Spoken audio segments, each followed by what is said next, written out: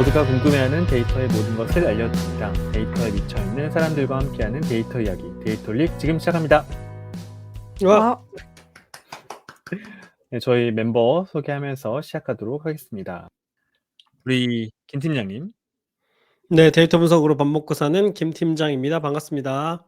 반갑습니다. 반갑습니다. 그리고 기은님, 네, 데이터 시각화 더 나아가 데이터 스토리텔링 업무를 하고 있는 이기은이라고 합니다. 반갑습니다. 반갑습니다. 저는 데이터와 글쓰기를 좋아하는 조 과장입니다. 반갑습니다. 반갑습니다. 반갑습니다. 저희 데이터릭은 유튜브, 팟빵, 애플 팟캐스트에서 들으실 수 있고요. 그 외에도 저희도 모르는 다양한 팟캐스트 플랫폼에도 업로드되고 있습니다. 페이스북 페이지, 인스타그램 계정, 트위터 계정도 운영하고 있습니다. 데이터릭은 여러분의 후원으로 만들어지고 있습니다. 카카오뱅크 계좌로 정기 후원해주시는 귀동량님, 눈나님, 운나나27님, 최승범님, 초록드롱룡님, 에코자님, 유튜브로 정기 후원해주시는 JS전1891님 감사드립니다. 저희 데이터릭을 후원하고 싶으신가요? 팟빵과 유튜브 공지사항 채널 정보에 후원 계좌가 있습니다. 여러분께서 보내주신 후원금은 녹음, 편집, 컨텐츠 제작에 소중하게 사용하겠습니다. 데이터릭은 데이터 관련 분야의 다양한 소식을 전하는 팟캐스트입니다. 저희 방송에 광고를 넣거나 데이터 관련 교육을 의뢰하시려면 데이터올릭 숫자 4 골뱅이 gmail.com으로 문의해 주시기 바랍니다. 방송을 들어주시는 모든 분들께 감사드립니다. 감사합니다. 네, 오늘은 근황 없이 바로 방송으로 좀 들어가 보도록 하겠습니다. 제가 왜요? 오늘은 네? 왜 그냥 없어요? 근황 준비했어요? 맨날 근황한다고 아니, 스트레스 받아 하더니. 아니 맨날 하라 네. 그래서 준비했는데 또 아, 진짜? 그런다고 그러네. 아니 왜 안 하는 거였어 해봐요. 오늘? 아니, 해봐요. 근황 해봐요. 근황. 중요한 얘기 아, 하려고 난 또 그랬는데. 너무 스트레스 받을까 봐 안 하려고 궁금한데? 그랬지. 아, 진짜요? 네, 궁금한데. 중요한 일들이 몇 가지가 있어서 네. 우선은 제 책 쉽게 배우는 파이썬 데이터 분석 4세를 찍었고요. 와우. 자기 요 자랑하려고. 얘기를 꼭 우리 청취자분들 덕에 4세 찍는 것이기 때문에 네네. 감사의 말씀을 계속해 보세요. 드리고 싶습니다. 네. 그리고 네. 아니 그리고 제가 매번 이 근황 토크 때 네. 재밌는 얘기 안 한다고 타박받았잖아요. 그래서 어떻게 하면 좋을까 음. 생각을 좀 하다가 찾은 한 가지 방법이 있어요. 제가 보고 있는 재미있는 콘텐츠들을 좀 청취자분들한테 소개해 드리면 좋겠다. 저보다는 그게 더 재밌을 것 같아서 제 얘기보다는. 네. 네. 네. 그래서 한 가지 소개해 드리려고 합니다. 네. 제가 최근에 듣는 그 팟빵에서 듣는 팟캐스트 방송 중에 개념 없는 철학관이라는 방송이 있어요. 아마 우리 청취자분들도 들어보면은 재미가 있으실 거라고 생각이 되는데, 왜냐하면 이제 철학 전공하시는 박사과정에 계신 선생님이 진행하는 방송인데 주로 다루는 주제가 AI예요. 그래서 AI와 생성형 모델과 관련해서 철학자들이 최근에 무슨 논의를 하고 있는지 관련된 그런 연구들을 정리해서 소개를 해 줍니다. 그래서 그냥 우리가 보통 그 자기가 아무 말 하고 싶은 거 막 하고 나서는 "이게 철학이네." 하면서 이야기하잖아요. 그런 거 네. 말고 진짜로 철학자들이 이 문제를 어떻게 진지하게 논의하고 있는지 개념들을 정리해 가면서 되게 재밌게 설명을 해 주고 있거든요. 네. 그래서 주제들을 보면은 제가 몇 가지 에피소드 제목만 좀 읊어 볼게요. 네. 1 화는 "기계도 마음을 가질 수 있을까?" 그다음에 또 4 화에서는 "인공지능 기계를 도덕적으로 대우해야 할까?" 그다음에 "인공지능 존재도 신이 필요할까?" 등등. 네. 또 "인공지능이 정말로 생각을 한다고?" 네. 요런 것들이 인제 주제예요. 그래서 그냥 일상 언어로 아무 말이나 하는 것이 아니라 진지하게 연구자들이 어떻게 연구를 하고 있고 논의가 어떻게 정리가 됐는지를 소개를 해 줍니다. 그래서 우리가 AI와 관련된 얘기 주고받다 보면 어떻게든 이런 철학적인 개념들을 어느 정도는 다루게 되는데 우리가 진지하게 논의를 안 하고 보통 그냥 자기 주장만 하다가 끝나잖아요. 근데 그쵸. 철학자들은 벌써 논리적으로 잘 논의를 하면서 정리를 해둔 것들이 있더라고요. 그러니까 더 이상 다시 옛날 얘기로 돌아갈 필요가 없이 '아 여기까지는 이야기가 이렇게 정리됐구나.' 이런 것들을 알 수 있어서 저는 굉장히 재밌게 유용하게 듣고 있습니다. 그래서 네. 개념 없는 철학관 요렇게 검색을 해 보시면 됩니다. 개념 없는 네. 철학관 검색을 네. 여러분들 해 보시면 재미있는 콘텐츠를 들을 수 있다고 근황을 가장한 이제 콘텐츠 근황을 추천을 가장한 콘텐츠 추천. 네. 아마 조 과장이 제일 재밌게 들을 것도 같아요. 그렇군요. 알겠습니다. 그죠? 들어보도록 하겠습니다. 네. 네. 근황 토크 때 제 얘기하는 것보다 이런 얘기하는 게 낫겠죠? 어떠신가요? 어 저 괜찮은 것 같아요. 좋죠? 네 뭐 네. 네. 네. 한번 네, 계속해 요런 식으로 보세요. 제가 네, 요런 식으로 근황 토크 때 하나씩 제가 갖고 있는 소스들을 좀 풀도록 그렇게 하겠습니다. 음. 네. 감사합니다. 기훈 님은 네. 어떻게 지내셨나요? 저 거의 매주 똑같은 얘기하는 것 같은데 대학원에서 네. 아, 열심히 그렇죠. 프로젝트를 하고 대학원생이니까요. 네. 있습니다. 네. 여전히 대학원생이시군요. 네, 네. 여전히 대학원생입니다. 네. 대학원생한테 새로운 근황이 생긴다 그러면 뭐가 있을까요? 논문을 이제 드디어 뭐 프로포즈를 한다든지 뭐 그런 것들이 근황이 되겠네요. 그죠? 네네네. 네. 그렇죠. 뭐 그런 교수님이 대학원 새로운 과제를 내에서의 이슈는 받아왔다. 뭐 없나요? 이런 거. 뭐 그런 것도. 음. 제가 5월 초에 이제 논문 프로포절 일정이 있어 가지고 아. 그거를 좀 준비하고 있습니다. 졸업 논문 프로포절 준비를 하고 음. 아 있습니다. 어느 쪽으로 드디어. 방향을 좀 잡으셨어요? 저는 이제 휴먼 AI 인터랙션이라고 해 가지고 이제 'AI를 어떻게 하면은 조금 더 이롭게 활용할 수 있을까?' 이런 거에 좀 관심이 어. 있는데요. 그래서 생성형 AI를 활용을 해서 이제 '사람들의 배타적인 태도를 어떻게 하면 감소시킬 수 있을까?' 요러한 리서치 음. 퀘스천을 가지고 준비 중입니다. 음. 재밌겠다. 배타적인 나중에 태도라면은 어떤 거예요? 그러니까 예를 들어서 AI를 낙태를 허용해야 하는가에 대해서 사람들이 굉장히 다양한 가치관 내지 생각을 가지고 있잖아요. 근데 저는 여기에서 중요한 포인트는 자신의 가치관 외에 다른 사람의 의견에 대해서 얼마나 수용적이고 들을 수 있는 그런 태도를 가지고 있는가. 이게 사람들의 그런 좀 양극화를 초래하지 않는 데 되게 필요한 태도라고 생각을 하거든요. 그래서 그러한 이제 '다른 사람들에 대한 배타적인 태도를 감소시키는 데 생성형 AI를 어떻게 활용할 수 있을까?' 라는 음. 그런 질문을 가지고 이제 뭔가 서비스를 만드는 방향으로 좀 접근을 하고 있습니다. 음. 어. 나중에 논문이 나오면 저희 재밌겠다. 내용 소개를 예. 해 주셔도 좋을 것 같네요. 네. 음. 네. 기대해 주시길 바랍니다. 네. 기대하고 저희가 있겠습니다. 연구 설계할 때 미리 좀 이렇게 뭐랄까 크리틱을 해 드리면 좀 더 탄탄한 설계를 하실 수 있지 않을까? 그걸 그런 바라겠니? 생각도 드네요. 왜 교수님한테 까이기 전에 먼저 까인다. 이런. 맞아요. 아 그래도 먼저 교수님한 받는 게 교수님한테 까이는 것만 해도 힘든데 우리한테 뭘 아니 왜 미리 방어 논리를 좀 준비해 갈 수 있죠. 네, 아무튼 그렇군요. 좀 그거 연구가 진행이 되면은 소개해 주시면 재밌을 것 같아요. 네, 알겠습니다. 기대하도록 하겠습니다. 네. 조 저는 과장은 네. 저는 그 이번 콘텐츠 주제를 선정하는데 굉장히 괴로운 음. 어떤 시간들을 왜요? 보냈습니다. 요즘에 그 왜요? 콘텐츠 주제 어. 아이디어가 잘 안 떠올라 가지고 아. 네. 주제를 찾는 게 어려워요? 주제를 찾는 게 요즘 어렵더라고요. 요즘 오. 대부분의 주제들이 다 AI 쪽으로 다 쏠려 있으니까 이제 맞아요. 오히려 다양한 주제가 없는 느낌이에요, 데이터나 AI 업계에. 음. 그래서 음. 뭐 새로운 모델 소개하는 것도 쪼끔 별로고 그래서 음. 자연스럽게 저의 근황과 주제를 연결시키면 오늘 제가 준비한 주제는 생성형 AI와 함께하는 HR 담당자의 하루입니다. 어. 오. 그러니까 이제 뭐 어떤 특정한 주제를 찾아서 스터디해서 뭔가 여러분께 말씀드리기보다는 실제 제가 어떻게 업무에 혹은 생활에 활용하고 있는지를 소개해 드리는 게 재밌겠다 싶어서 그 내용을 갖고 와 봤습니다. 네. AI 주제인데 전혀 진부하지 않은데요. 감사합니다. 일단 절반 성공한 것 같고 네. 요즘 다 AI 얘기만 하지만 나는 오늘 AI 이야기하겠다라는 거군요. 아니요. 나는 오늘 나의 일기를 얘기하는 거죠. 나의 일과. 그렇군요. 나의 음. 네. 일과를 소개하는 그런 그럼 콘텐츠가 일과 되겠습니다. 얘기하면서 AI 얘기는 안 하는 거죠? AI 이야기를 하는데 나의 일과가 더 중심인데요. 어쨌든 알겠습니다. 네. 네. 태클은 그만 걸고 "너 콘텐츠 할 때 좀 네. 보자." 네. 네. 착하게 살아야 합니다, 김 팀장. 자, 네. 우리 구독자 멤버분들 생성형 AI를 실제 업무에서 잘 활용하고 계시겠죠? 네. 저는 이제 HR 담당자 그리고 쪼끔 더 구체적으로 이야기하면 HRD 디벨롭먼트 쪽 이제 인적 자원 개발 쪽 담당자인데요. 제가 최근에 챗GPT를 비롯한 생성형 AI 툴들을 이제는 말할 수 있는 것 같아요. 엑셀이나 PPT 쓰듯이 쓰게 된 것 같아요. 근데 이게 오. 어떻게 잘 쓰게 되었는지에 대해서 곰곰이 생각해 봤는데 딱히 특별한 이유가 없어요.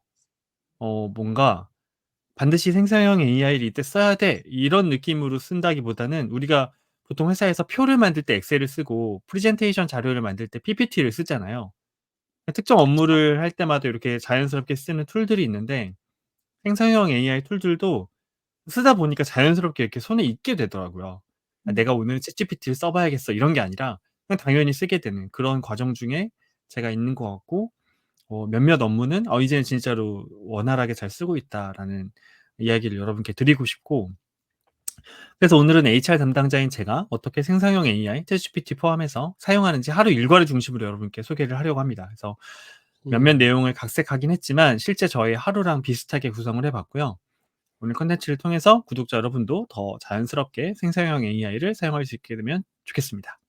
그래서 오늘 콘텐츠 그리고 요 다음번 콘텐츠 이렇게 2개 나눠서 진행할 텐데 오늘 시간이 허락하는 한 업무편을 진행을 해 보고 그리고 두 번째 파트에서는 일상편, 일상에서 음. 어떻게 쓰고 있는지 요런 내용들도 여러분께 전달을 드리도록 하겠습니다. 일단 업무편 먼저 시작을 할 텐데 HR 담당자가 출근을 해서 9 시가 되었습니다. 9 시가 되면 최근에 저는 무슨 일을 하냐면 교육과정 참가자들이 과제 제출을 잘했는지를 확인을 해요. 어? 음. 그러니까 인제 무슨 과제를 제출해요? 제가 음. 생성형 AI 교육 과정을 진행을 하고 있거든요. 한 4주 동안 진행되는 과정이에요. 간단하게만 소개를 해 드리면 교육 참가자들이 한 70 명에서 80명 정도가 들어와서 교육을 듣고 있는데 생성형 AI 툴에 대해서 이틀 정도 학습을 하고 자기의 현업 과제를 생성형 AI로 해결해 보는 그런 교육 과정이에요. 음. 어. 근데 이게 매주마다 제출해야 되는 과제가 있어요. 내가 그 주, 그 주마다 어느 정도 과제를 진행했는지 진도를 게시글로 작성해서 커뮤니티에 업로드를 하거든요. 근데 그거를 제출을 잘했는지를 확인을 해야 돼요. 근데 이제 과거에 인제 HR 담당자로서 저는 어떤 식으로 이 제출했는지 여부를 체크했냐면 참가자들 리스트를 엑셀을 하나 열어 둬요, 옆에. 그런 다음에 게시판에 들어가서 뭐 "김 팀장"이라고 누가 게시글 올려 놨어요. 그럼 게시글 올렸네. 음. 체크. "기은님" 아. 아 체크. 출첵하는 거구나. 네네. 조과장 체크. 이거를 수기로 하든 뭐 PC에 띄워 놓든 이렇게 하나하나 체크를 했어요. 음. 뭐 근데 달리 방법이 없었어요, 그동안은.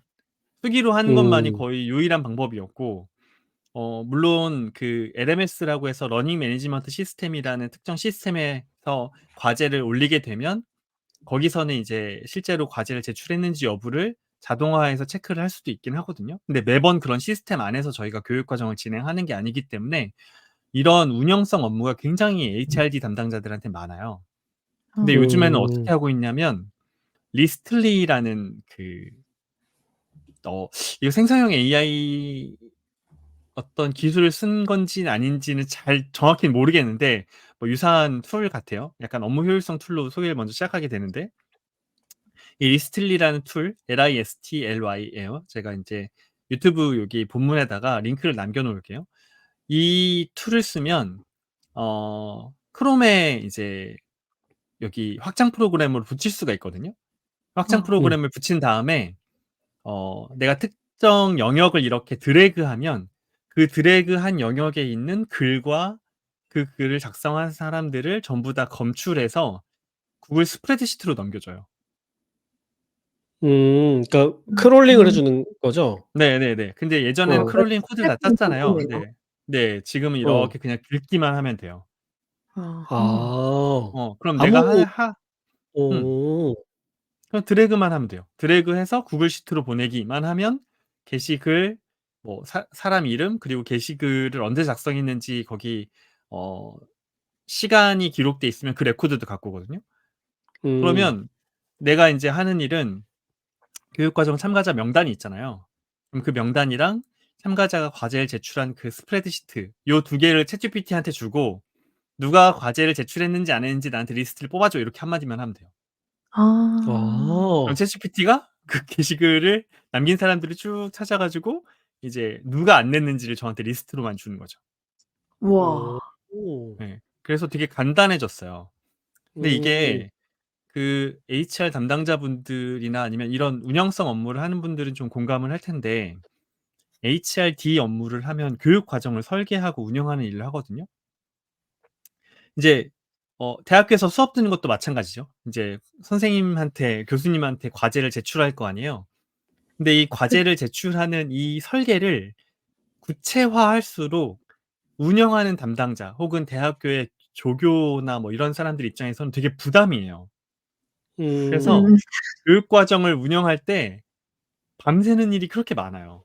왜냐하면 음. 참가자들은 자정까지 뭐 제출을 하거나 아니면 더 늦게 제출하는 경우가 있는데 그걸 다 기다렸다가 과제를 제때 제출했는지 여부를 다 했는지 안 체크를 했는지. 일일이 해야 되거든요. 근데 이런 음. 일들이 굉장히 쉬워진 거죠. 음. 음.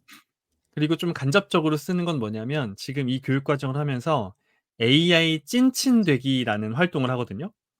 그러니까 하루에 한 찐친? 번씩 생성형 AI를 써 보는 거예요. 아. 뭐든 좋으니까. 예. 그런 다음에 카카오톡 오픈 채팅방에다가 샵 인증이라고 한 다음에 텍스트와 함께 뭐 사진이나 이런 걸 올리는 거예요. "나는 이런 걸 써 봤어요, 오늘." 음. 근데 과거에 이런 활동을 하고 싶으면 어떻게 했어야 됐냐면 누가 이렇게 글을 남길 때마다 또 일일이 체크해야 되겠죠? 그쵸. 그쵸? 올렸나 안 예. 올렸나 카톡방을 그쵸. 보면서. 예. 그래서 뭐 열흘 동안 연속으로 AI 활동 인증을 한 사람한테는 선물을 주고 이런 활동을 하고 싶어도 이게 너무 업무에 부담이 되니까 못 했거든요. 근데 지금은 어떻게 하냐면 채팅방에 있는 그 대화 내역을 다운로드 받아서 긁어서.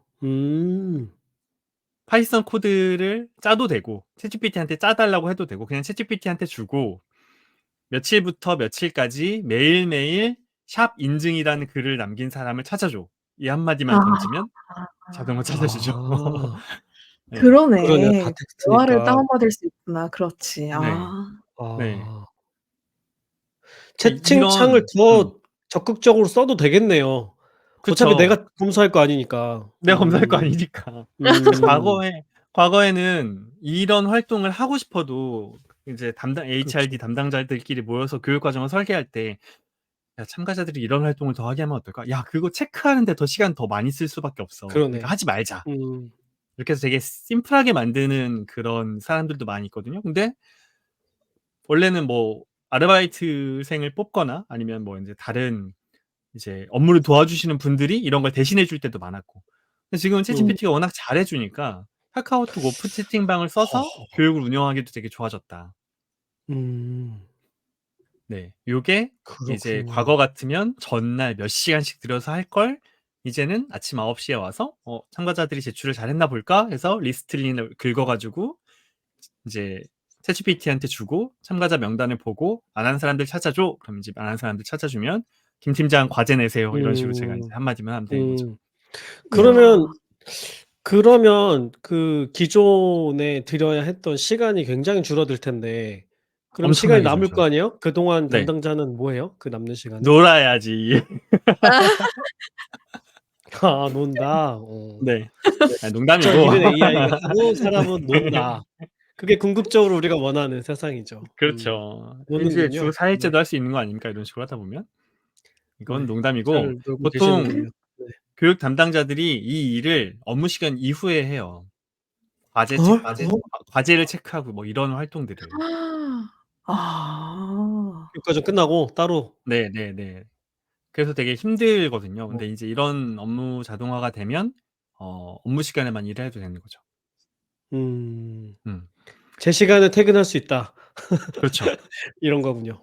네. 자 그렇군요. 그리고 이렇게 참가자 과제를 제출한 저는 10 시가 되어서 어제 진행했던 설문조사 결과를 확인을 합니다. 교육 과정을 진행하면 설문조사를 자주 진행하게 되거든요. 그래서 구글 스프레드시트로 구글 설문으로 만들어서 인제 참가자들한테 링크를 보내고 설문을 받게 되는 경우가 많은데 과거의 업무 방식을 말씀을 드리면 설문조사 엑셀 파일을 다운로드 받아서 이제 그거를 엑셀로 열어 가지고 뭐 합계를 낸다든지 뭐 아니면 평균값을 낸다든지 이렇게 확인을 하고 텍스트 같은 경우도 전문을 제가 다 읽어본다든지 아니 양이 너무 많으면 텍스트 마이닝을 해서 리포트를 만듭니다. 그죠? 물론 구글 설문에서 기본적인 기능을 이렇게 그 제공해 주기도 하지만 제가 뭐 1일차, 파이 2일차, 차트. 3일차 이렇게 하는 경우에는 또 이제 일일이 또 엑셀 파일을 뽑아내야 되겠죠. 그죠? 음. 근데 지금 어떻게 하냐면 구글 설문을 끝내고 난 그 스프레드시트를 다운로드 받아서 챗GPT한테 주면서 "이건 교육과정 설문조사 결과야. 정량적 점수와 정성적 의견을 정리해서 보여줘."라고 한마디만 하면 정량적 점수도 카테고리별로 정확하게 딱딱딱 뽑아서 점수를 평균을 주고요. 정성적 의견 같은 음. 경우는 마치 담당자가 읽고 어떤 내용을 보고하면 좋을지를 선정한 것처럼 잘 뽑아서 리포트를 해 줘요. 예를 그래서 들면요? 제가 예를 들면 어.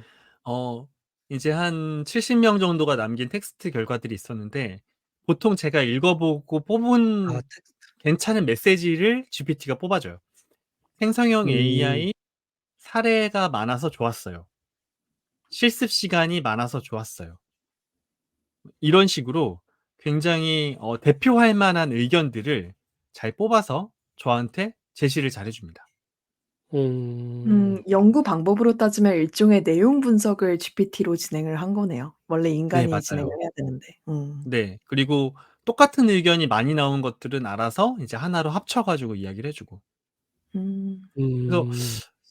성능이 쪼끔 우려되는 부분도 없지 않아 있었는데 막상 해 보니까 제가 읽고 나서 이제 뭐 팀장님이나 뭐 임원분들한테 리포팅하는 정도의 수준으로 텍스트를 굉장히 잘 요약을 해 주더라고요.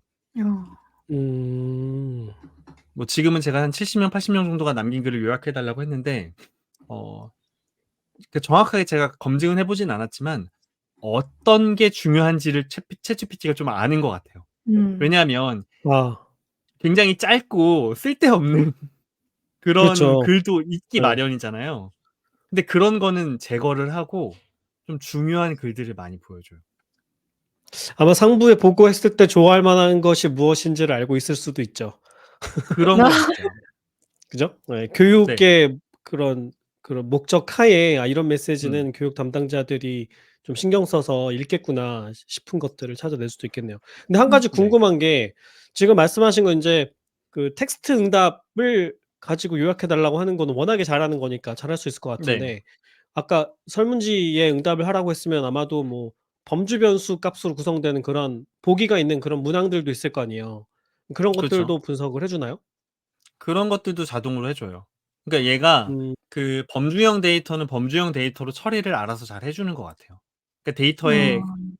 유형을 보고 그러니까 제가 일일이 뭐 첫 번째 열은 범주형이고 두 번째 열은 뭐 연속형이니까 뭐 이렇게 해 줘 이렇게 이야기하지 않아도 그냥 교육 과정에서 나온 음음음음. 리포트야 그러니까 그치. 뭐 그 설문조사 응답이 결과야 이렇게 이야기하면 예 음 컬럼에 있는 응답값을 보면은 똑같은 게 반복되면 '아 이거는 범주형 음 응답이구나.' 이렇게 판단할 수 음. 있겠네요. 근데 그 문항이 그게 몇 개 정도 돼요? 전체 서베이 문항이? 뭐 많게는 10개 정도 될 때도 있고 적게는 6개 10개 정도 될 정도. 때도 있고 네네. 그걸 전부 다 그리고 해 이제 주는 거예요?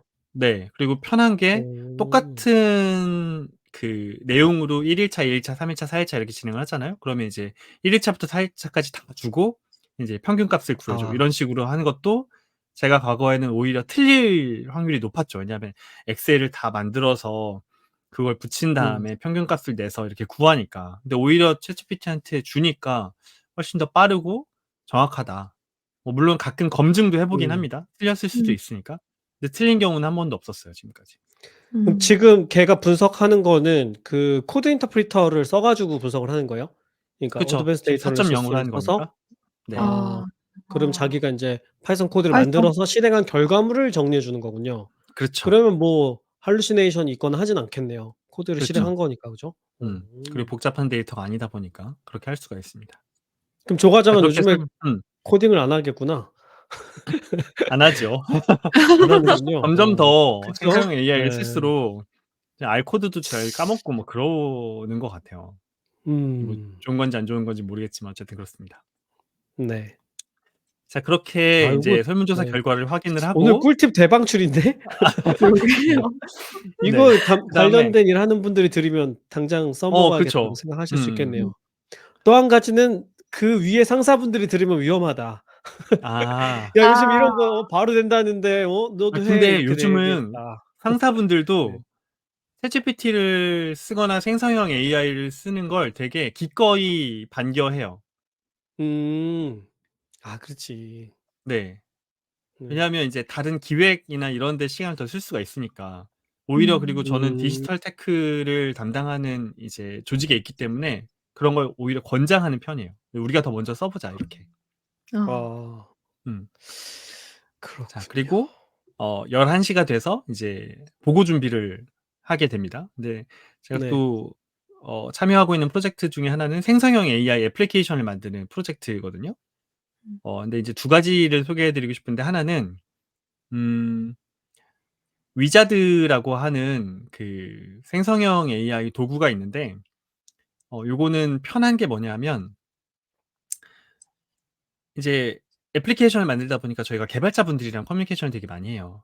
근데 개발자분들한테 커뮤니케이션을 할 때 "이런 UI로 만들어 주세요."라고 설명하기가 되게 어렵잖아요. 와이어프레임이라고 해서 우리가 이렇게 뼈대를 어. 그려서 드리기도 하거든요. 근데 그것도 만드는 게 사실은 개발자가 아닌 사람 혹은 디자이너가 아닌 사람 입장에서는 어려워요. 근데 이 음. 위자드라는 프로그램을 쓰면 어떻게 할 수 있냐면 예를 들면 내가 뭐 토스의 웹페이지 같은 걸 똑같이 만들고 싶어요. 그러면 그 스크린샷을 떠서 위자드한테 주면 음. 걔가 오. 그 페이지를 만들 수 있는 코드를 제안해 주기도 하고 그 오. 웹페이지의 UI를 그대로 와이어프레임으로 바꿔 줘요. 아. 그래서 지금 그 음. 다른 웹 서비스 우라카이 한다는 얘기 하시는 거네요? 물론 그대로 쓰면 안 네네. 되겠죠. 그대로 쓰면 안 될 네. 텐데 커뮤니케이션이 그렇게 편해졌어요. 그러니까 예를 들면 이런 거잖아요. 음. 뭐 "토스 모바일 앱처럼 해 주세요." 이렇게 이야기할 수밖에 없단 말이에요 우리는. 아. 음. 근데 머릿속에 다 다른 인제 거 상상하면서 작업하는 거지 이제. 근데 위자드를 음. 쓰면 그걸 따서 눕 인제 마치 눕기를 따 주듯이 이렇게 와이어프레임을 따 주거든요. 음. 그런 걸 좀 수정해서 쓸 수도 있다. 그러니까 그리고 요런 샘플을 애플리 주는 거군요. 샘플을 잘 음. 만들 수가 있죠. 네. 그렇게 그리고 유사한 UI를 만들어 주는 서비스로 벌셀에서 네. V0라는 서비스를 또 내놨거든요. 그래서 그것도 어. 굉장히 유용하게 쓰고 있습니다. 음. 그래서 지금 기훈 님도 사례를 소개해 주셨는데 이제 저는 그 웹 앱도 그렇고 애플리케이션도 그렇고 '개발자가 아니더라도 만들 수 있는 시대가 되게 빨리 오고 있지 않나.'라는 생각이 들더라고요 음. 그걸 보면서. 음음. 실제로 약간 해커톤처럼 대학생들이 막 한 3 박 4일 이렇게 막 같이 기획하고 생성형 AI를 쓰면 앱 하나 뚝딱 만드는 게 일도 아닌 시대가 되어 버렸거든요. 근데 다른 외부 음. 활동을 보면 그런 게 가끔 나오곤 하는데 진짜로 그게 잘 되는 걸 보고 되게 신기하더라고요. 근데 이게 그냥 그림만 그려 주는 게 아니라 실제로 어느 정도는 작동하는 형태의 그 코드를 짜 준다. 프론트엔드를 짜 준다는 거죠? 이렇게 웹에 네네. 반응할 수 네. 있게끔 움직이고 응답하는 식으로 만들어 준다는 거잖아요. 네. 그죠? 얼개를 만들어 물론 준다는. 뭐 그걸 아주 잘하시는 웹 디자이너 분들의 역량에는 못 미치겠지만 그래도 어느 음. 정도 그 뼈대 같은 건 잡는 데 굉장히 큰 도움을 준다. 그 V0 같은 경우는 그 UI에 리액트 코드까지 다 뽑아서 줍니다. 어 음. 그러니까 그렇군요. 뭐라고 하면 좋을까? 이렇게 건물을 찍으면 설계도를 뽑아 주는 어. 느낌이랄까? 음. 어. 그런 느낌에 좀 가까워요. 야 그러네. 네. 이미 다들 쓰고 계실 수도 있겠네요 이미. 웹 그럴 디자인 수도 하시는 있을 것 분들이 같아요. 그죠? 이게 사실 생산성이 완전 달라질 것 음. 같은데. 음. 코드 인터프리터 나온 다음에 도움을 받는 게 데이터 분석가들이잖아요, 오히려. 그렇죠. 그쵸. 그렇죠. 그러니까 인제 웹 디자이너 분들이 오히려 '이런 툴을 쓰면 훨씬 더 업무를 빠르게 할 수 있을 것 같다.' 이런 생각도 음. 들더라고요. 네. 예전에 HTML 처음 공부할 때 음. 메모장에서 그 입력하다가 나중에 나모 웹 에디터라는 걸 써본 적이 있거든요. 저도 써 왔습니다. 혹시 아시나요? 네. 네. 그러면 정말 신세계잖아요. 기훈 님 모르시겠지만. 그쵸. 네 그러면 이걸 한 땀 한 땀 코딩하는 거에 비해서 엄청난 그런 생산성 향상을 느끼게 되는데 음. 그런 변화일 수도 있겠네요. 손으로 음. 한 땀 한 땀 하는 게 아니라 그죠? 음. 그쵸. 그쵸. 그래서 프로젝트에 대해서 잠깐 소개를 드렸는데 이 사실 11시에 제가 실제로 하는 일은 이 프로젝트의 진행 상황을 이제 경영진한테 보고 드리는 일이라고 설명을 드릴게요. 근데 과거에는 이런 생성형 AI 애플리케이션처럼 좀 제가 잘 모르는 도메인 분야의 프로젝트를 할 때 경영진 보고를 들어가기 전에 굉장히 많은 스터디를 했어야 됐어요. 왜냐하면 네. 경영진은 너무 많은 조직과 사업이나 뭐 아니면 일들을 관할하기 때문에 완전 제로 베이스에서 질문을 하고 생각하지도 못한 질문들을 막 하거든요. 근데 아 완전 과거에는 알못이 들어와 가지고 그쵸. 이것저것 물어보는데 네. 근데 네. 과거에는 그걸 다 네. 미리 스터디를 했어야 된단 말이에요. 음. 근데 아 뭘 지금은 질문할지 모르니까. 근데 지금은 챗GPT한테 미리 질문을 던져 보는 거예요, 내가 경영진이 된 것처럼. 아. 시뮬레이션을 미리 돌려보는 네. 거구나. 그럼 걔가 답을 쭉 뽑아 주잖아요. 그리고 모의 심지어 면접하듯이. 그리고 심지어 보고가 음. 진행되는 동안에도 몰래 이렇게 쳐 봐. 음. 질문을 하면 "아 그건 말이죠." 하면서 이렇게 쳐 보면 음. 답이 이렇게 쭉 나오잖아요. 실시간으로 네. 바로 응답을 네. 참고하면 되겠네요. 물론 할루시네이션이 있을 수는 있지만 어느 정도 제가 거를 수 있으니까 그런 부분도 도움을 실제적으로 많이 받고 있습니다. 혹시 예시를 하나 들어 줄 수 있어요? 최근에 제일 최근에 경영진이 요렇게 물어봤을 때 내가 요렇게 음 그 도움을 받아서 요렇게 답변했다. 예시. 네. 박 박사 안녕하세요. 네. 예시를 들어 드리면 안녕하십니까. 네. 네. 그 "RAG랑 랭체인이 음. 무슨 관계야?"라고 저한테 물어보시는 거예요. 아. 어. 근데 이거 야 이런 거는 내가 챗GPT가 대답 잘할 수밖에 없지. 음. 그래. 그러니까 내가 설명을 나름대로 할 어려워요. 수는 있는데 그게 전문적인 설명이 아니잖아요. 그리고 알아듣게 설명하기는 그래서 어렵죠. 예. 그래서 그거를 그러니까 챗GPT로 검색해서 실시간으로 답변을 드렸어, 읽으면서. 어. 그니까 근데 이게 이해하시던가요? 이해하시더라고요. 랭체인 하나만 어. 개념을 구글링하는 거 혹은 RAG를 하나만 구글링하는 것도 물론 할 수가 있지만 챗GPT한테 이렇게 물어볼 수 있잖아요, 챗GPT한테는. "랭체인과 RAG는 무슨 관계야?" 이렇게 물어볼 수 있잖아요. 특히 그렇지. 경영진들은 그런 처음에는 질문을 그렇게 많이 한단 검색해서 답 안 말이에요. 나오지. 음. 그치. 딱 내가 원하는 답을 해 줘야 되는 거잖아요, 경영진이 듣고 그쵸. 싶은 그런 답을. 음. 그래서 미리 요즘에는 아니 그럴 거면 GPTS에다가 그냥 회의를 챗GPT랑 하시라 그래요. 어? 저 아. 회사에 아 여기 앉아 있어야 돼? 아니요. 왜? 챗GPT를 쓰는 사람이 있어야 임원들은 그걸 같이 이해할 수 있죠. 음. 한 단계 거쳐 줘야 되는 거야? 그럼요. 에이전트가 필요한 거야? 아 어. 그럼요. 그래서 요즘에는 GPTS를 설정을 최대한 쉽게 설명해 줘. 내가 뭘 물어보면 그걸 설정해 놓고 보고에 들어가요. 아 커스텀 인스트럭션을 음. 네. 전문 중학생이 용어를 이해할 수 좀 있게 이렇게. 설명해 줘 이렇게 해 네. 놓고 그거를 근데 이게 얼마나 임원한테 큰 거냐면 제가 모 그룹의 사례를 하나 말씀해 드릴게요. 네. 이제 그 부회장, 회장급을 모시고 해외 출장을 가면 그 지역에 대한 스터디를 어마어마하게 해요. 예를 그치. 들면 맛집 뭐 찾아가야 되니까. 암스테르담을 간다. 아니 뭐 베를린을 간다 그러잖아요. 그럼 맛집뿐만이 아니라 그냥 그런 최고 경영진, 특히 오너 막 그런 급 경영진은 질문하는 게 일상화돼 있어요. 그냥 이렇게 걸어가다가 "저 아. 건물은 뭐야?" 이렇게 물어본단 말이야. 아 아. 이 보도블록 모양은 왜 이런가? 뭐 이런 거? 뭐 그런 거지. 근데 그걸 그거를 답을 어떻게 해. 얼마나 잘 대답하는지가 이른바 비서팀의 역량 중에 하나인 거예요. 기획팀, 비서팀. 그래서 어. 어. 과거에 전설적인 그 비서팀의 담당자분이 계셨는데 이제 그 뭐 어떤 부회장님이 어떤 질문을 해도 다 대답을 하는 거예요. 뭐 "이 어. 호텔은 몇 년도에 지어졌어?" 뭐 "1973 년에 지어져서 그걸 어쩌고저쩌고." 어떻게 막 알아. 다 대답을 하는 거야. 이야. 그래서 놀리려고 갑자기 "저 강은 어디로 흘러?" 그랬는데 그것도 대답하더래. 와. 이야. 그러니까 이제 엄청난 양의 그 스터디를 해온 거지. 거의 마치 그 GPT 지역에서 아닌가요? 오랫동안 살았던 것처럼. 그러니까 제가 하고 싶은 그러네. 이야기가 인간 그거예요. GPT였네. 음. 어. 앞으로는 그런 걸 일일이 스터디하지 않아도 이제 뭔가 그런 경영진이나 아니면 어떤 특정 도메인 전문가가 아닌 다른 사람이 나에게 던지는 질문에도 쉽게 대답해 줄 수 있게 되었다. 음. 그것도 마찬가지로 시간을 줄여 준 거죠. 근데 이런 것들이 되게 음. 일회성 학습이거든요. 특히 이런 출장 그치. 이런 것 같은 경우는. 근데 이렇게 물어보면 재밌을 것 같아요. 내가 예를 들면 또 어디를 해 볼까요? 뭐 이제 내가 뉴욕에 뭐 임원분을 모시고 3박 4일 출장을 가려고 해. 뭐 어느 거리를 지날 텐데 이 거리에서 유명한 맛집과 뭐 이 거리 역사와 뭐 어쩌고 저쩌고를 소개해 줘라고 하면 이제 쭉쭉쭉 리포트를 뽑아줄 거 아니에요? 그런 거를 들고 그쵸. 가보는 것도 되게 좋은 것 같아요. 근데 음. 그거를 맨 어. 땅에서 정보를 게더링 하려면 진짜 힘들거든요. 그렇게 활용할 현지 수가 가이드 있다. 한 명 끼고 다니는 거네. 그렇죠. 음. 자, 그리고 조금 약간 이어지는 이야기인데 저거 좀 이제 힘들게 저의 일과 살았네. 어 이런 일 하고 살았구나. 네. 음. 그래서 예전에는 막 구글링 막 했어. 걸어 다니면서.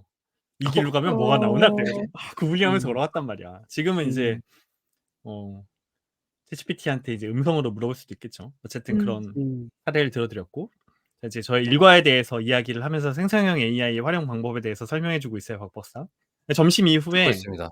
네, 제가 1 시가 되어서 영상을 학습하게 됩니다. 이제 HR 담당자이긴 하지만 이제 구성원으로서 저는 학습자이기도 하잖아요.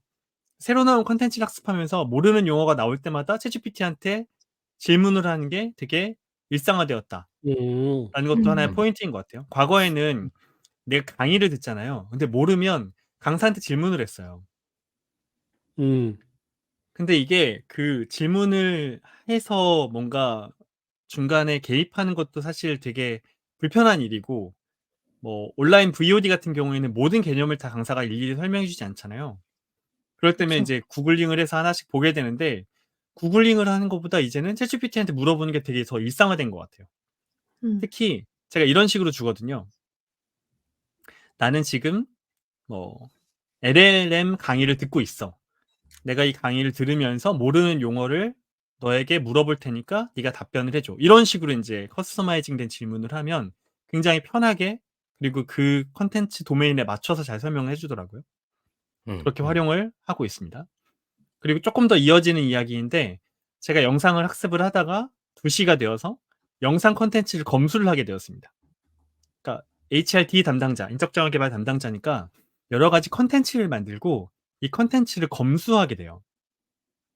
검수가 뭐냐면 말하자면 이제 방송을 송출하기 전에 마지막으로 이 편집된 영상에 잘못된 부분이 있는지 이런 것들을 체크하는 거거든요. 근데 저희 파트너사가 초벌 작업으로 뭘 해 주냐면 마찬가지로 생성형 AI를 써서 하는데 스크립트를 뽑아 줘요. 음. 네. 음. 그 강사가 하는 코멘트를 스크립트를 뽑아서 한번 초벌로 맞춤법을 검사해서 주거든요. 그것도 아. 모델로 하는 거죠? 그쵸. 모델로 한 거죠.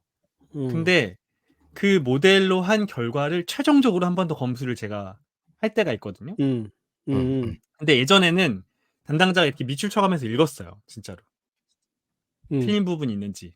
근데 지금은 그냥 그걸 다 긁어 가지고 챗GPT한테 주고 여기에서 맞춤법이나 어색한 표현이 있는지 찾아서 "어느 부분인지 나에게 알려줘."라고 하니까 바로 그 뭐 몇 천자 되는 음. 것도 찾아서 이렇게 해 주더라고요. 근데 이상하게 음음. 분명히 그것도 생성형 AI 모델로 했는데도 페타바이트를 테라바이트라고 쓴 오기가 발견돼서 고거를 손보고 이렇게 했어요. 음음. 아. 그게 서로 다른 언어를 같이 텍스트에 넣었을 때 그런 문제들이 있어요.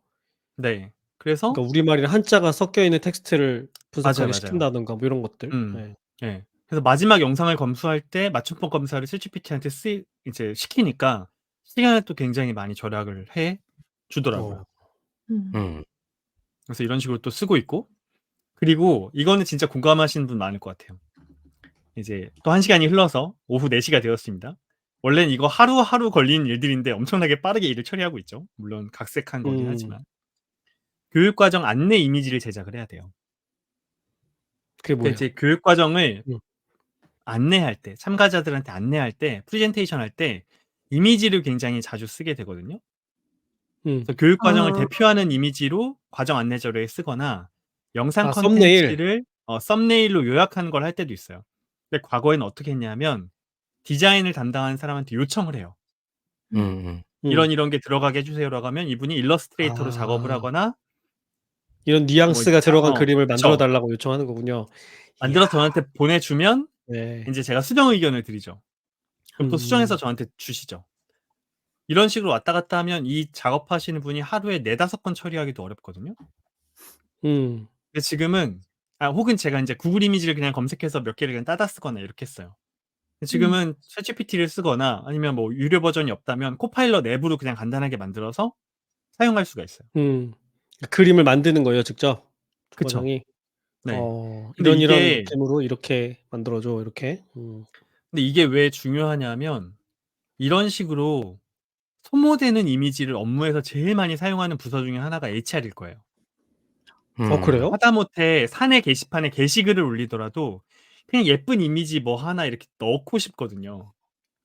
근데 예를 들면 제가 어. 디자이너분한테 그걸 요청했어요. 그럼 디자이너분은 뭐 1 시간 2 시간 써서 그걸 만들 거 아니에요.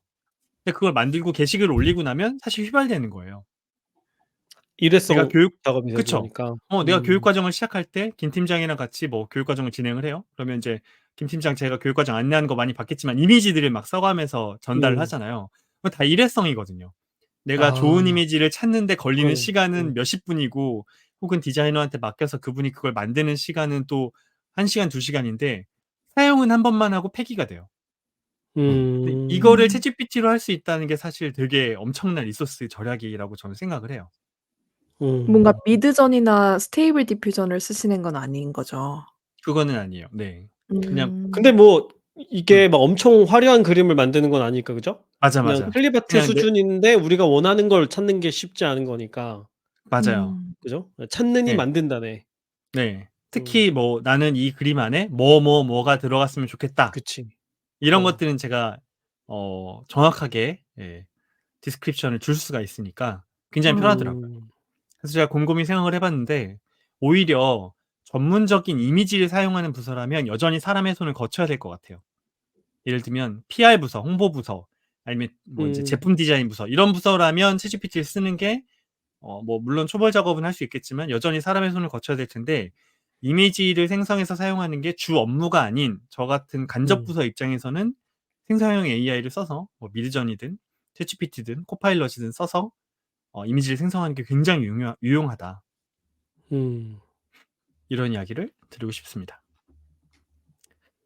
자 그리고 이제 일을 하다가 마지막으로 오후 5 시가 돼서 보고서 문구를 수정하는 시간이 되었습니다. 이제 파워포인트를 열고 이제 보고서를 쓰고 있습니다, 제가. 그러니까 업무 특성상 보고서를 굉장히 많이 쓰거든요. 이제 오늘도 보고서를 쓰다가 퇴근을 했는데 경영진 대상의 보고서도 많이 쓰다 보니까 표현이나 문구가 되게 중요해요. 근데 챗GPT가 특히 뭐 요즘에는 클로드도 되게 그런 걸 잘해 주는데 어색한 표현을 정말 음. 잘 바꿔 주더라고요. 근데 음. 내가 아. 글을 쓰다가 맞아, 이거보다 맞아. 좋은 표현이 있을 것 같은데 당장은 안 생각은 안 떠오를 나고. 때 생각 음. 안 날 때 그냥 던져 주고 "요거 한 3개 정도의 베리에이션으로 나한테 다른 표현을 추천해 줄래?"라고 하면 되게 잘 음. 뽑아 줘요. 아. 음. 음. 그럴 때 시간을 느낌만 많이 다르게 그런 해서 3개 버전 만들어 줘 뭐 이런 거. 음. 뭔가 그럴 때 단어의 힌트를 보통 구할 때 굉장히 쉽게 아이디어를 주죠. 맞아, 맞아. 맞아요, 맞아요. 음. 예. 예. 그래서 보통은 내가 초안을 드래프트를 써서 팀원들이랑 공유하면서 "아 이 부분 되게 다른 표현으로 바꾸고 싶은데 아이디어가 없어."라고 해서 팀원들의 의견을 구하면서 시간을 되게 많이 쓰는 경우가 많았는데 이제는 그런 역할을 챗GPT가 대신해 주는 것 같아요. 음. 팀원이 많아진 느낌인 거네요. 그렇죠. 네. 음. 음. 그 GPT도 다시 생성할 때마다 새로운 GPT가 오니까 또 새로운 음. 팀원이 얼마든지 많이 뭐 아 무한대로 그러네. 늘어날 수도 있는 거죠. 리제너레이트 음. 누르면 계속 바뀌니까. 그렇죠. 아이디어가 고갈되지 않고. 음. 음. 음. 그리고 저는 사실 챗GPT를 쪼끔 성능을 쪼금 낮게 봤거든요, 예전에는.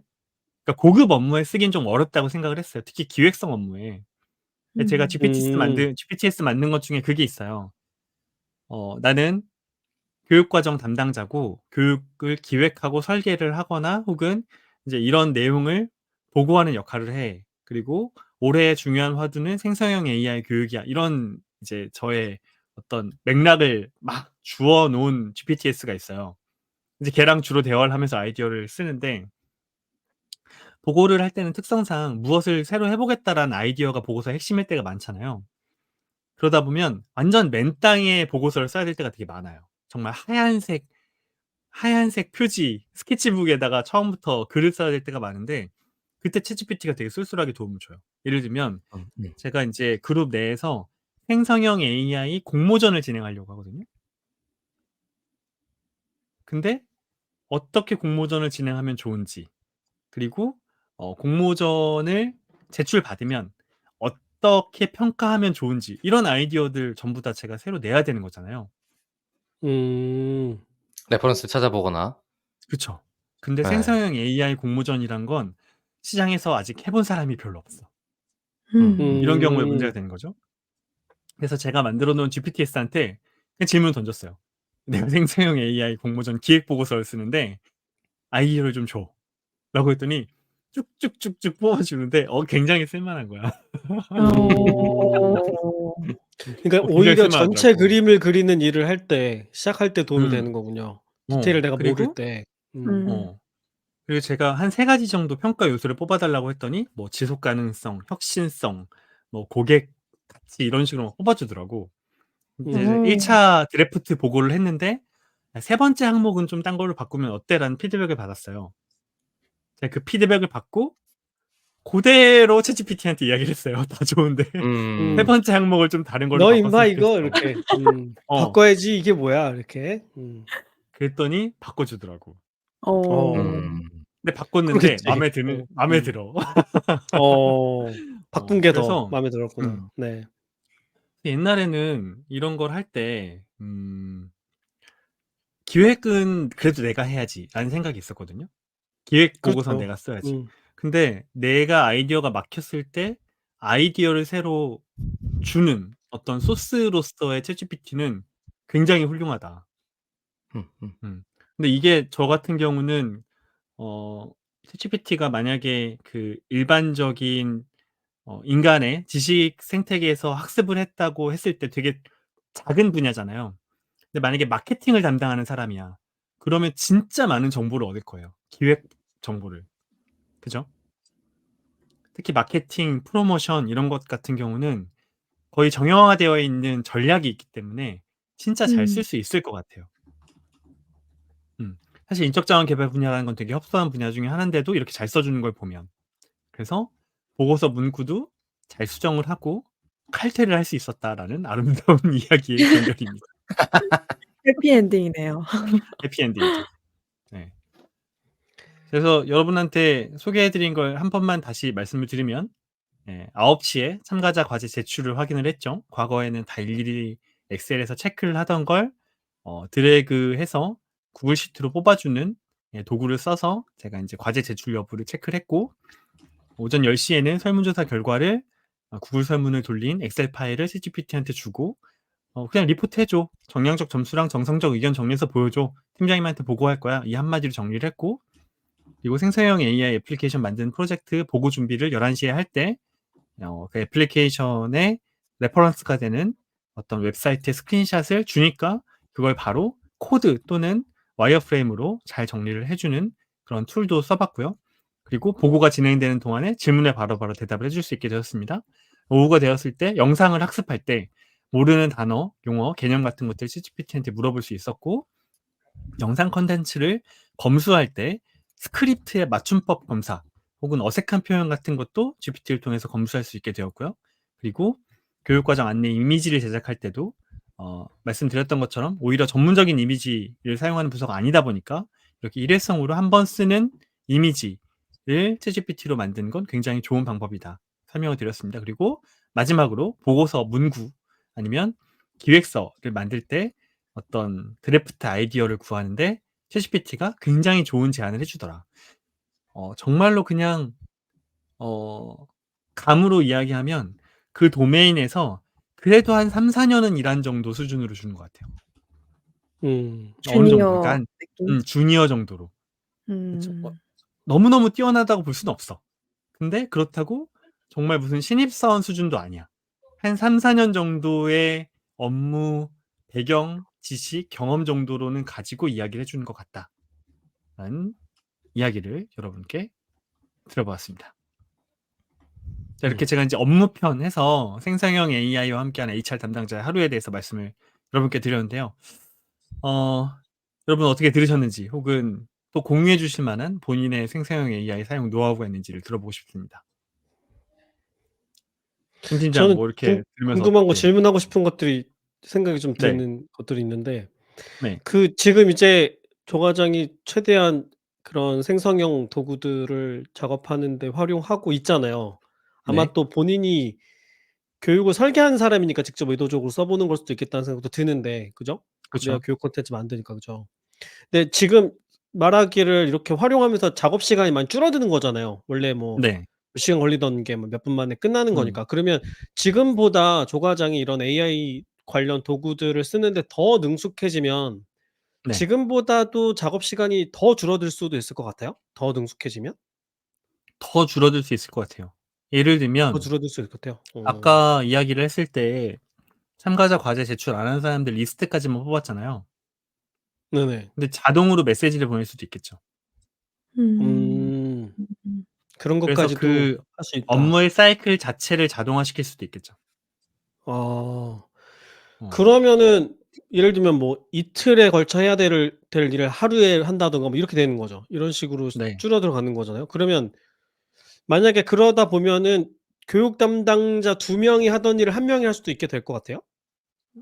충분히 그럴 수 있어요. 지금 아 그래요? 제가 감으로 봤을 때 3 명이 네. 하던 일도 1 명이 할 수 있을 것 같아요. 3 명이 하던 일을 음. 과장하지 않고 하는 얘기인 거죠 지금? 과장 안 하고. 어. 이렇게 그럼 AI가 일자리를 그 앗아가는. 줄어들게 될 그 2 명 중에 1 명이 조 과장이면 어떡해? 거기까지 생각 안 해 봤어. 오늘 콘텐츠 아니 준비하면서. 왜냐면 교육 담당자들 중에 조 과장만 이렇게 쓰려고 하는 건 아닐 거 아니에요. 다들 좋다는 거 알고 그쵸. 쓰려고들 하실 텐데 음. 그죠? 네. 근데 지금 업무량은 방금 유지가 된다고 치면은 그럴 수 있다는. 음. 그래서 인제 또 묻고 싶었던 게 그럼 이렇게 시간이 줄어들면 뭐 시간이 어쨌든 여유 시간이 생길 수 있을 테니까 그동안에 네. 담당자는 그럼 뭘 하게 돼요? 안 하던 일을 하게 된다거나 이런 게 있나요? 개인적인 경험인데 일을 더 많이 하게 예. 됩니다. 음. 그치. 시간이 남은 김에 다른 일을 더 하게 된다. 그렇죠. 어 그렇군요. 그럼 뭐 네. 더 하면 되겠네요.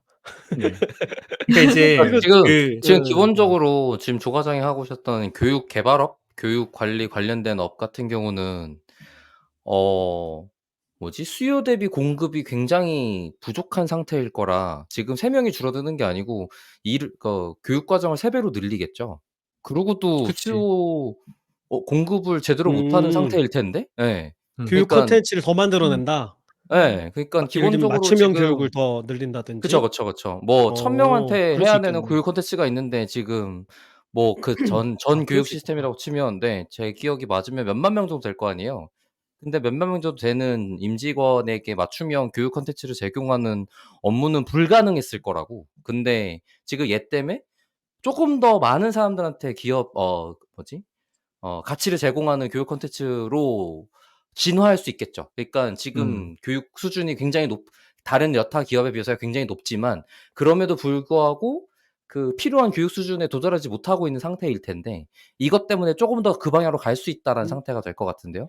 그러니까 음. 집체 교육하던 거를 더 세분화해서 그쵸, 예를 그쵸. 들면은 100 명이 한 강의장에서 실습을 하고 있었는데 이거를 30 명씩 쪼개서 한다든가 뭐 이렇게 갈 뭐 수 있는 레벨을 거 나눠서 아니냐. 더 세부하게 할 수 레벨을 있는 거고. 그렇죠. 그럴 예. 수 있겠네요. 목적에 따라 네. 나눈다든지 그럴 수 그쵸, 그러니까 있을까요? 그쵸. 조 과장 어때요?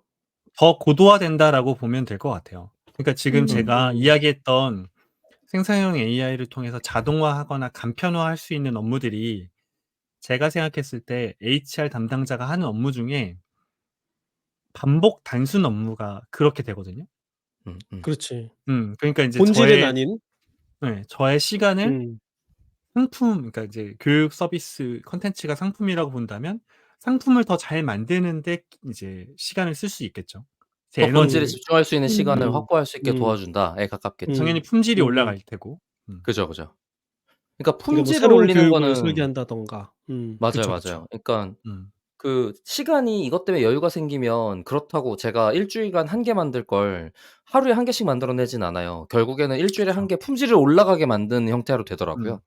음. 그래 음. 갖고 그래서 좋은 걸 만드는 방향으로 가게 되지 양이 나아진 설계로 가려면 '내가 이 정도 품질이면 만족해.'라는 의사결정을 해야만 돼요. 그래야지 음. 내가 원래 일주일 걸려서 했던 걸 하루면 되네라고 품질을 만족해 버리고 계속 일주일에 하루에 한 개씩 생산을 해야만 되는데 보통 음. 그렇게 잘 안 되더라고요. 역시 그러니까 시간을 좀 이런 더 쓸 수 있네 이렇게 되니까 자꾸 욕심을 부리게 된달까? 네. 그렇습니다. 그렇군요. 조과장의 네. 일자리는 안전할 것으로. 당분 아니 지금은 당분간은 네. 챗GPT 혹은 생성형 AI를 쓸 수 있는 사람이 어쨌든 필요한 거잖아. 아. 그렇죠. 네. 사람이 그렇지. 아예 없어서는 안 되는 거니까. 근데 음. 예를 들면 제가 그전에 있었던 모 그룹 같은 경우에는 교육 과정을 운영할 때 그 단기 계약직을 막 3 명, 4 명씩 쓰는 경우도 있었어요. 운영을 왜냐면 위해서. 그냥 운영을 위해서. 특히 예를 그렇지. 들면 컨퍼런스 같은 걸 한번 한다라고 하면 2 달, 3 달을 한 3-4 명을 이제 계약직으로 구해서 발표 자료 제출하는 거 다 일일이 검사한다든지 그런 작업을 했었거든. 근데 그 지금 스텝이 필요한 거죠. 안 그렇게 음. 할걸요, 아마? 아마도. 왜냐면 그거 더 음. 정확하게 그 사람들이 사실은 실수도 하기 때문에 그걸 또 다 고쳐 주고 시간이 정말 많이 들어가서 거의 매일매일 밤새면서 컨퍼런스를 준비를 했던 기억이 있는데 지금 그거 다 해 주잖아요.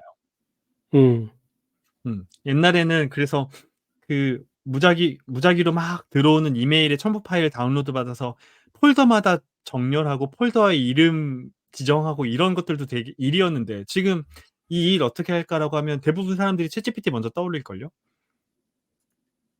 쓸 줄 아는 그죠? 사람들은 그러겠죠.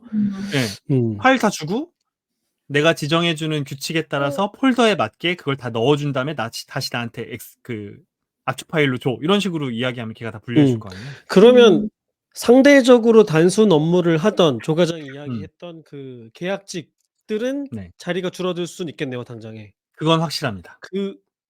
그건 확실하다. 네. 그거 확실합니다. 근데 저 궁금한 게 있는데 대부분의 회사에서 이렇게 생성형 AI를 쓰고 싶어도 데이터 보안 내지 프라이버시 문제 때문에 적극적으로 쓸 수 없고 인터널 툴이 있어야지만 쓸 수 있다는데 혹시 조 과장님네는 어떤가요?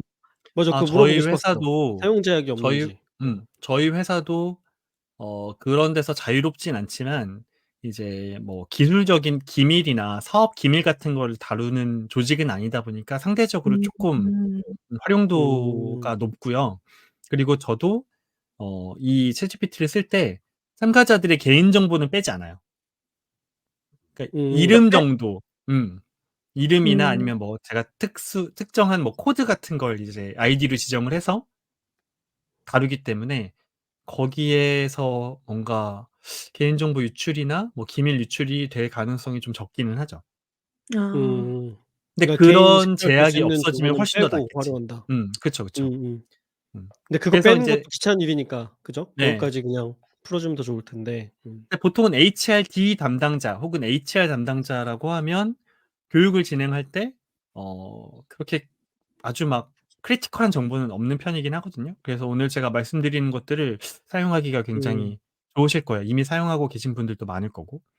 또 그러니까 제가 같은 어떤 회사 분은 내에서도 음. 부서마다 그 제약 여부가 다를 수 있다는 얘기인 거죠? 맞아요. 음. 그리고 제가 아는 어떤 다른 HRD 담당자분은 최근에 본인 얼굴을 이제 따서 그 교육과정 안내까지 목소리를 학습시켜 가지고 해 보시더라고.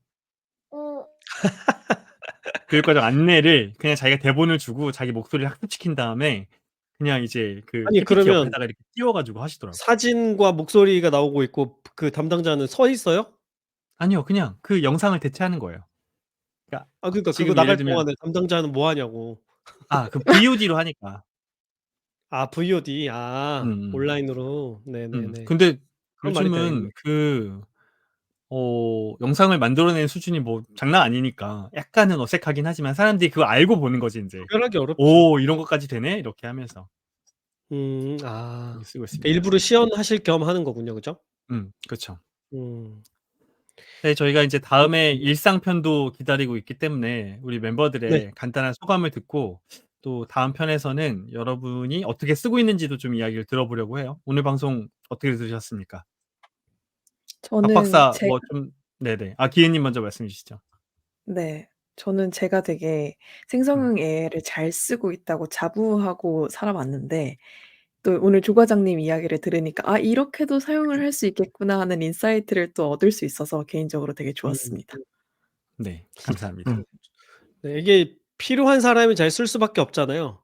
조 음. 맞아요. 과장은 제 시간에 퇴근을 해야만 하기 때문에 어떻게든 AI를 구워 삶아 가지고 내 일을 단순 업무를 쳐내리라 이런 마음으로 쓴 게 아닌가 싶기도 하네요.